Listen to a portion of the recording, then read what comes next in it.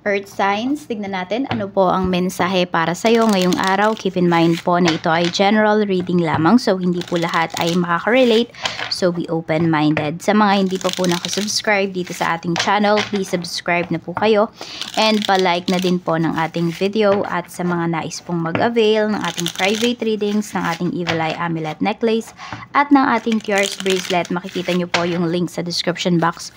Tarot Intentions by Aliana Reyes. Tingnan po natin yung mensahe para sa'yo. We have the snake, earth signs, ayan. Meron dito, lagi kang kinukumpetensya ng taong to. Actually, kahit wala ka namang ginagawa towards that person, no? Meron dito, naiinggit sa'yo. Ayan po. At meron dito, pwedeng niloloko ka. Because we have the energy of the other woman. Okay. Pero meron dito, mapagbalat kayo. Kaya huwag kayong maniniwala agad-agad sa mga taong nakangiti sa harapan po ninyo. Tignan natin ano pa yung mensahe para sa'yo. Meron tayo ditong 3 of Cups. Confirm. Meron ditong third party. Some of you are aware, some of you are unaware pagdating sa ginagawa ng taong to. Meron nga dito, pwedeng kakilala mo pa. Pwedeng ito, hindi pa sila magkarelasyon, pero pwedeng kinakausap to ng person mo. Without you knowing it, ha. Hindi ka aware dito. We have 4 of Swords. Ikaw naman kasi tiwala ka. Kasi pwedeng kaibigan mo nga itong kinakausap na to, eh. Or pwedeng kaibigan ng person mo. Magkaibigan sila. Yan. Siguro inaalis mo na lang talaga yung mali siya. Ganun. Pero may nakikita ka talaga, may napapansin ka na red flag towards dun sa connection nila, towards sa sweetness nila, kunwari sa closeness pala nila, ganyan. Pero, ayun, parang winawalang bahala mo lang yun, sinasawalang bahala mo lang yun, kasi ayaw mo magkasira kayo nitong person mo. Meron tayo ditong Wheel of Fortune. So, ando naman, yung iba sa inyo, buo yung tiwala nyo towards this person na hindi po kayo lolokohin.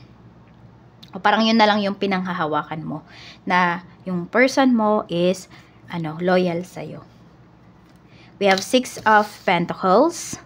Okay, some of you naman po, ayan, ang ganda po ng finances ninyo. Ang ganda ng energy ng pera ninyo dito. Earth signs. We have King of Pentacles. So, meron ba ditong kayo ba ay nagsusuporta? Ayan, kayo ba yung breadwinner sa family? Or meron kayong mga tinutulungan dito? Some of you are very charitable din naman at the same time, Pero meron dito, pwedeng, yung sustento ng father mo, pwedeng dinediretso sa'yo. Ayan, meron ako nakikita ganyang energy dito. Meron tayong Ace of Wands. Sino tong may pag-travel? So, confirm na po ito yung iba sa inyo. Kung may travel kayo, abroad man yan or dito lang sa atin, domestic, ano po yan, matutuloy siya. Okay, tuloy na tuloy po ito. Tingnan natin, ano pa yung mensahe. Mensahe pa po natin, Spirit Guide. We have 9 of Swords. Ayan, napapaisip talaga kayo dito. Some of you nakakita na kayo ng evidence. We have 5 of Pentacles, kaya parang nanlalamig sa inyo yung person ninyo. Ayan. Medyo nako-confirm nyo na talaga, no? Yan, may nagdadalawang isip na dito. Actually, hindi nyo to mapigilan na hindi mag-isip, na hindi magdalawang isip towards this person. May napapansin po talaga kasi kayo. Some of you, pwedeng hindi pa kayo nakakakita ng concrete evidence, pero iba na yung feelings po ninyo. Meron tayong 2 of Swords. Okay, ikaw naman dito, nagdadalawang isip naman yung iba sa inyo kung susugal ba kayo dito. Kasi pwedeng sa trabaho ba, okay naman na kayo. Kaya lang may nag-o-offer sa inyo dito ng, sabihin natin, mas bongga, no? Mas malaking sweldo. Compare dito sa current job mo. Kaya lang iba sa inyo kasi happy na kayo. Kaya lang may mga kino-consider din talaga kayo. Yan, lalo na yung iba sa inyo kung kayo yung breadwinner dito sa family. So, napapaisip kayo dito. Yan. Actually, tingnan natin ha. Ay, may success naman kasi napaparating sa'yo dito. So, tingnan natin. Okay siya. Okay. Nakita ko na. Yung success kasi na to, napaparating para sa'yo. Hindi mo dyan makikita talaga sa current work mo. Kailangan mong lumabas. So, kailangan mong mamili dito. Okay? Sige, tingnan natin kasi kung meron ka bang marireceive or may success ba na paparating dyan para sa current work mo, para sa current career mo. Temperance, meron naman po, kaya lang maghihintay ka talaga ng matagal. Ayan, pero dito sa, yan, yung ino-offer sa'yo, mas mabilis po ito. Tingnan natin, mas mabilis ba siya, pero sabihin natin yung longevity, tama ba? Longevity pala, nung success na yan. Ace of Pentacles. Ayan.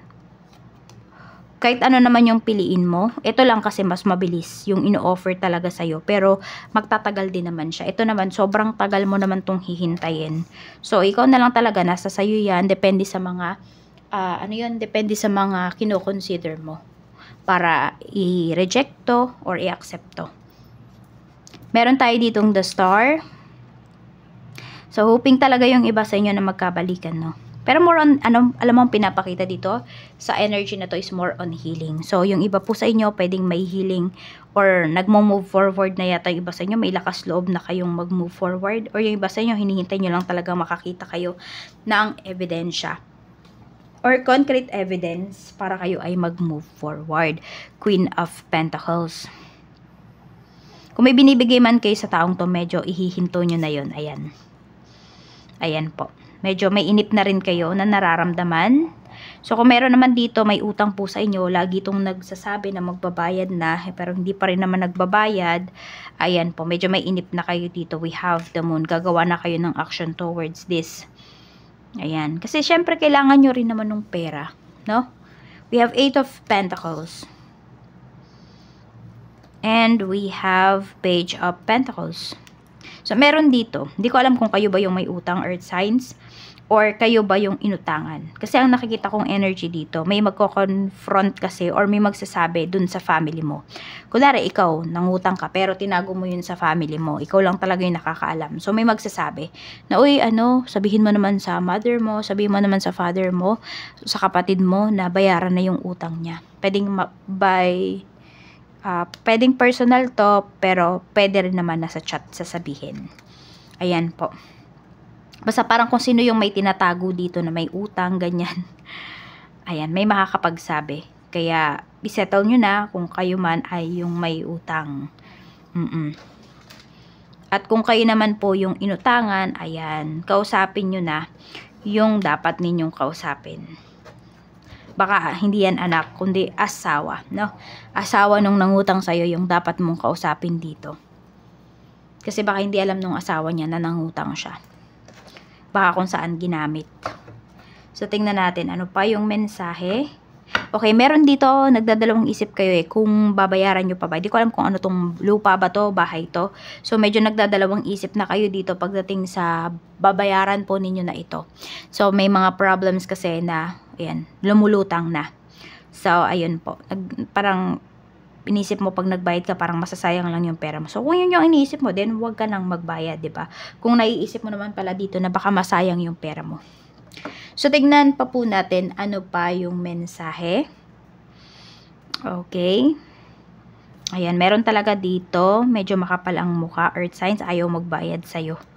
Yan, o. Mamumuti na lang talaga yung mga buhok mo dito. Hindi pa magbabayad yung tao na yan. Di ko alam kung tinitake niya yan as bigay. Oo. Ewan ko nga kung ba't niya yan nasabi. Tingnan natin. Okay. Meron naman dito, ayan, meron dito aamin talaga sa'yo ha, na may third party siya. Siguro kasi na corner mo naman na kaya aamin. Okay, and yung iba sa inyo, mukhang maayos pa to. Nasa sa inyo na lang yan, kung kayo ba ay magpapakamartir or hindi.